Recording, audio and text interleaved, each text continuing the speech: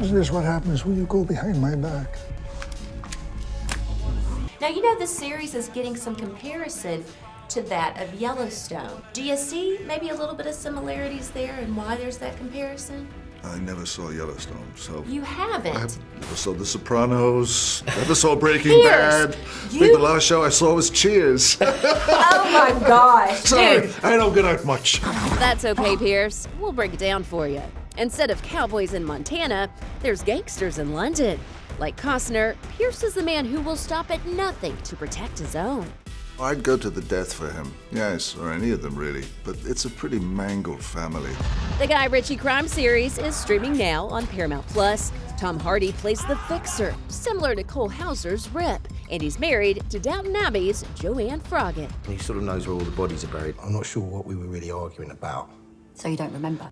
The women are also really strong, you know, in this show, which is something I've not really seen that much before in this kind of genre. It's got a humour to it. It's action-packed. Like, you know, the first episode's very much introducing the characters, and it still moves. It's still really pacey, but I think the show gets pacier and pacier, and the cliffhangers get bigger and bigger and bigger. And it just becomes more complex. Like all of the threads start unraveling.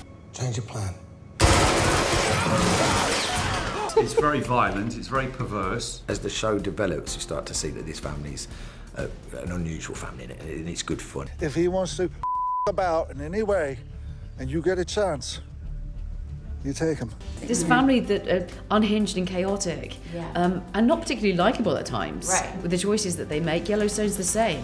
Like Kelly Riley in that show, I'm like, oh, She's so brilliant. I love her. It's so fun to watch these really conflicted people navigate life. And bringing the strength and sass like Kelly Riley's Beth, Dave Helen Mirren. She's so playful. She's playful. She's naughty, you know. That's a great word for Helen. Yeah, in the best way. I have this kind of monologue, and she just sits on the side of the sofa and she watches me, and I could just see all the work that she'd ever done, you know, from Prime Suspect, all the characters. She has a steely presence, and just that inner life, that imagination. And she's a really good director too. Yeah. She would direct me.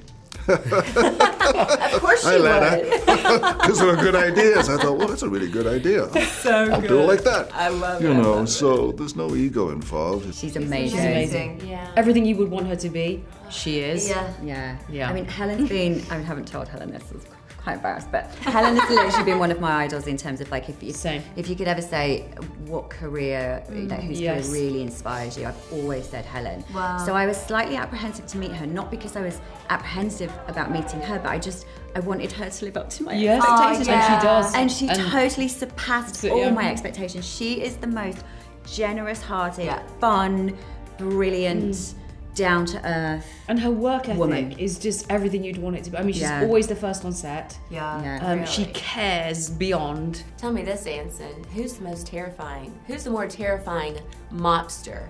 Pierce or Helen? You know what? I think their characters are both terrifying in their own right, and I think it's when they're in the same room that's when you really need to worry. Yeah. I'm not sure I can choose. Let live. And then the heads of this family, Pierce and Helen. How much fun did you have sparring and playing with the two of them? If you could pick your parents. When I was a kid, it was the bionic woman and the bionic man, the $6 million man. I think it'd be great if they were my parents. I tell you. And now it's Pierce and Helen. What a duo. Everybody's favourite parents. and parents not to be messed with either. No, we were a very strange family. Very. And I don't know. But it's interesting because it begins to come apart at the seams a little bit. You know, there's questions about them. And, you know, even from Kevin's point of view, their sort of mental state, really. And, you know, I think he's generally concerned for his dad, that he's kind of coming off the rails a little bit. Yeah. Even more off the rails. Without a doubt. Off the rails, off the rails. Like, there used to be a finesse to him, but he seems kind of out of control at times. Evening, Kevin. Dad. How would you describe your character's relationships to mob boss Pierce, his wife Helen? Well, from Kevin's point of view, I think he's just looking for somebody who, like, you know, Harry's someone who's a friend to him and someone that the family have come to depend on. Right. And Kevin's come to depend on him also. In some ways, Kevin's quite a privileged kid, living like common people down the docks, you know. I think their friendship is based on experiences that they had as teenagers when they met in prison, Right. Juvenile prison. So, and then Harry's brought into the family to become, a fixer for them. So he's dependable in that way, and I think that Kevin wants Harry as a friend, but I think he's suspicious of how deep that friendship runs. I think he trusts Harry, but he's suspicious of how deep that runs because Kevin at the beginning of the story is very riddled with a lot of insecurities, Right. Which are justified as you learn as the story goes on. There is trust issues, isn't there, throughout the whole family? Yeah. Where does Harry fit in? In some aspects, he's an outsider to this family, so he's been brought in through Kevin. And over time, he's worked for this family and has a private relationship with each member of the family. So he's across the deck on all of their, I suppose, the worst sides of themselves and the mistakes that they've made, that he's aware of, that they've spoken to him up to this point. And so he has an access to the family, but he's also an outsider and a little bit of a servant too. So he's neither allowed to sit at the table, even when he's allowed to sit at the table. Yeah. He's quite invisible in some aspects, but extremely close. You didn't tell me she was coming.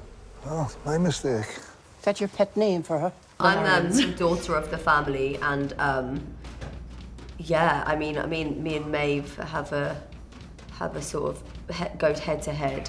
I think Serafina is, even though she's the result of a one-night stand, so you'd think that would make her shrink and not really stand.